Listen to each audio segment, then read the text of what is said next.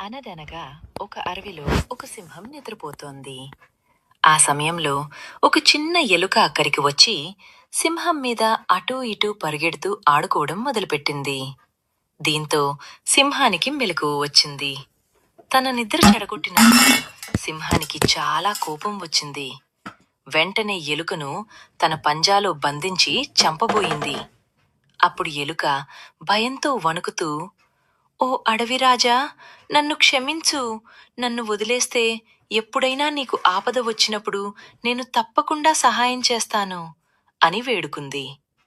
ఆ మాట విన్న సింహం, పిల్లి కూనవైన నువ్వు అడవిరాజునైన నాకేం సహాయం చేస్తావు అని నవ్వి జాలిపడి ఎలుకను వదిలేసింది. కొన్ని రోజుల తర్వాత ఒక వేటగాడు అడవికి వచ్చి వల విసిరి సింహాన్ని బంధించాడు. సింహం వలలో చిక్కుకుని బయటపడలేక గట్టిగా గర్జించడం మొదలుపెట్టింది.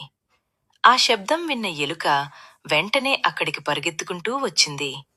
ఆలస్యం చేయకుండా తన పదునైన పళ్లతో వలతాళ్లను కొరికి సింహాన్ని విడిపించింది.